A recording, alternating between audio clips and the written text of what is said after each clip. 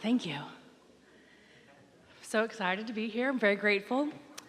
And my topic that I want to talk about is about love and relationships. So for the few years that I've been... So our friend wants you to create an ecosystem, and we do too, Yeah. a vibrational ecosystem that supports the natural loving relationship. Good enough? Next.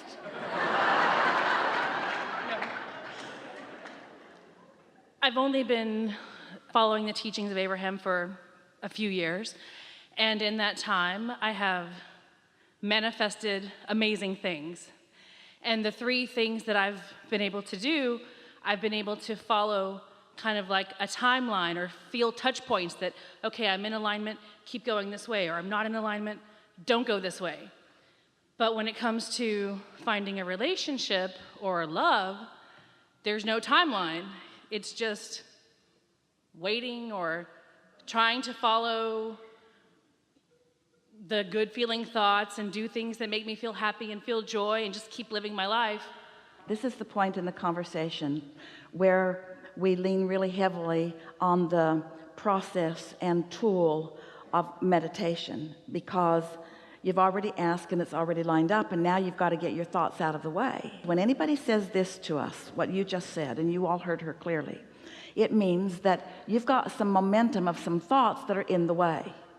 So we have some questions for you.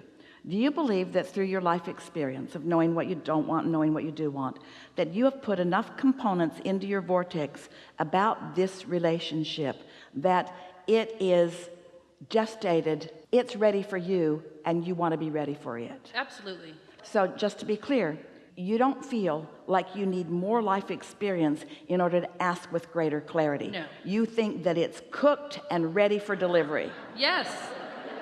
Well, that matters. That matters a lot, because sometimes people might say, well, there are a few more components that I'd like to collect data on and to sort out. So that's a solid place to be. So you believe that there is a vibrational reality that you just, for whatever reason, have not allowed yourself to realize. Yes. So we want to paint a picture. So here's your vortex, and it's in this high-flying, non-resistant vibration. And here you are next to your vortex, in some proximity to your vortex, in some vibrational proximity to that vibration. So if you're in sync vibrationally with what's in your vortex, then there's this open channel, there's this open communication between your vortex and you, which means you're getting inspiration all the time, and you are realizing the unfolding of this creation. You're witnessing some of it every single day, because your vibrations are the same. Your inner being's vibration about this topic and your vibration about this topic. And so you are realizing or realizing steady impulses and ideas and thoughts about it. And if that isn't happening, if you're not realizing that, then that means something other than your vortex is influencing the predominance of your thoughts about this subject. Did you hear that? That was very perfectly stated. If you're not realizing some open expansion, if you're not witnessing movement on this topic, it means this influence of your inner being is not reaching you as much as some other influence. Now, what's the other influence? The other influence, we talked about it already here today, is the influence of thoughts or patterns of thoughts that you keep thinking. It's about remembering past experience, but mostly it's about focusing on what is. What is no relationship? What is a relationship? What is no relationship? If I'm looking where the manifestations are, where people on Valentine's Day go, or, that means that these thoughts of what is have stronger influence on your moment-to-moment thought than what's in your vortex. So what this conversation all day long is pointing toward is, how can I create my petri dish of me? How can I create my vibrational atmosphere of me that makes me influenceable by my inner being rather than by the peanut gallery? How do I make myself more ready to hear this than to hear this? Because inner being is saying, all things are possible. Reality says, accept this. You just said those words to us. This works, this works, this works, this doesn't.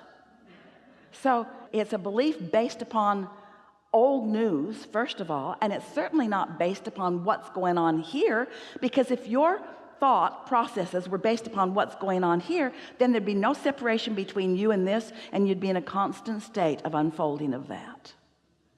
Because you told us the only thing that matters. You told us, I know what I want.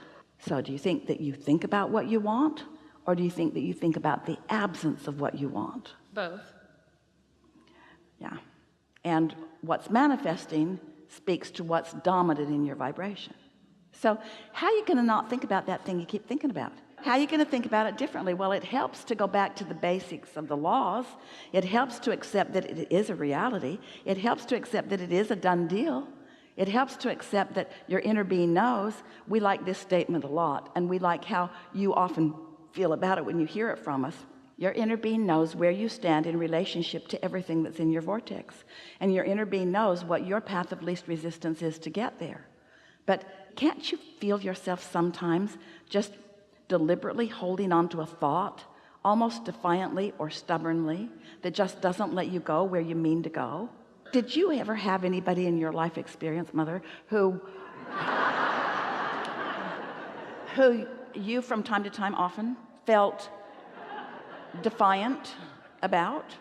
You know that feeling of you don't know? Well, you're playing that battle with yourself. It's like the facts don't speak to this, so I'm not going to be so airy-fairy that I will allow myself to tell a story that isn't. But you got to tell a story that isn't, or you just keep creating the story that is. You got to tell a story that isn't. And humans say, oh, that seems deceptive. And we say, it seems wise to us, rather than regurgitating more of what is. So telling a different story, but telling it from the inside. You've got to find satisfaction with where you are. This conversation is going to help us say some really important things about a lot of things to all of you. The thing that hangs you up more than all other things put together is that what has already manifested, that you can see and hear and smell and taste and touch, has such an inordinate amount of your attention. You believe so much in this manifested reality. It's like you've forgotten about everything that's in the pipeline. And yet it's what's in the pipeline. It's the thoughts turning to things where all the fun is. That's where all the fun is. Once the thoughts have turned to a thing, oh, they can continue to evolve, but all of the fun is in the becoming. Another thing, there's never going to be a time that there's not a whole lot more in the pipeline than there is already manifested. And so this is our kind way of saying to you blatantly, you might as well get used to what's in the pipeline, because that's where most everything is. And stop being so hung up on what's manifested, because that's so over.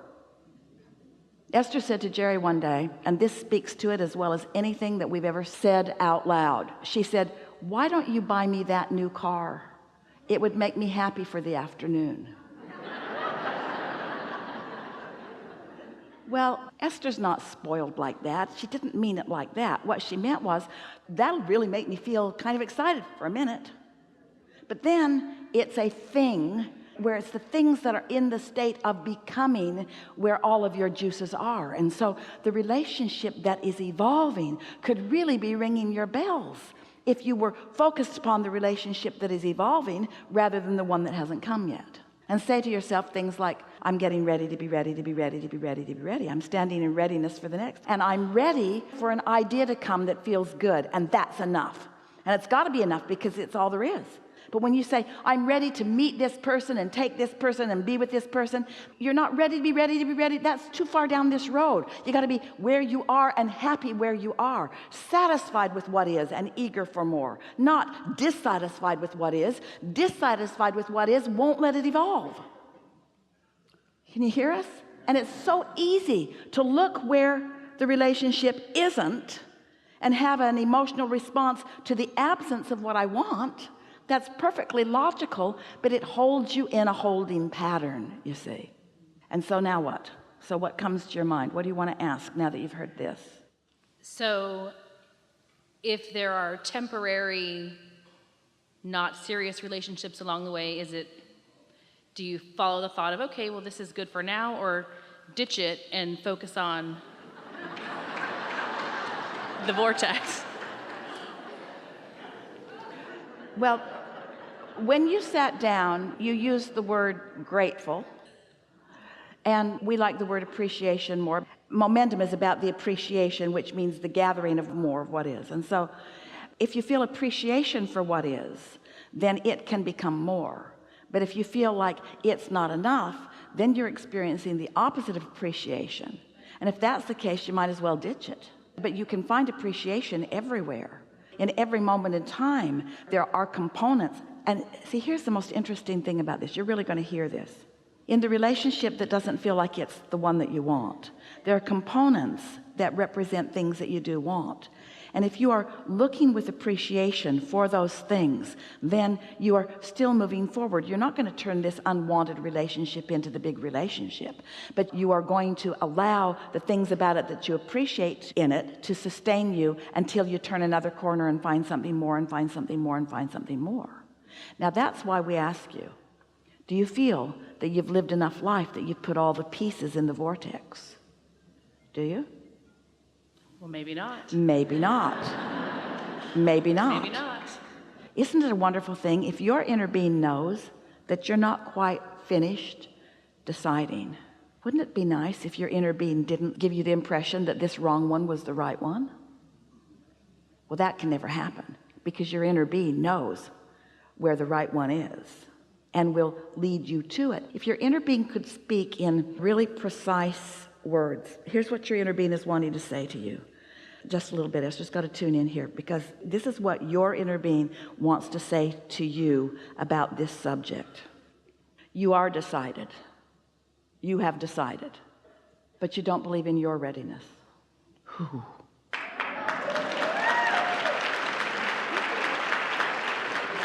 There it is right there.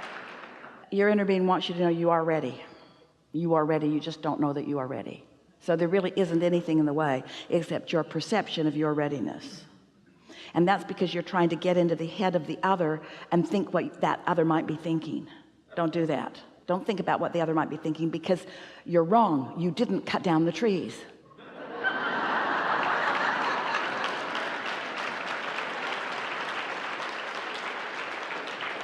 So now just have fun because it's really, really close. Just have fun. Really, really, really fun. Fun in the anticipation.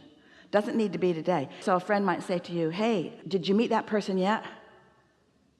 Oh, hell no. I don't want to mess up this fun. I don't want to get there too quick. I'm having such a good time on my way there. The feeling of anticipation is what I'm savoring most. It sounds like a contradiction because we're saying if you cannot be in a hurry, it'll happen fast. Sounds like a contradiction, doesn't it? But if you're in a hurry, you slow it way down because your hurry is out of whack and your satisfaction is in alignment. Does that make sense to you? This is a really good time for a segment of refreshment.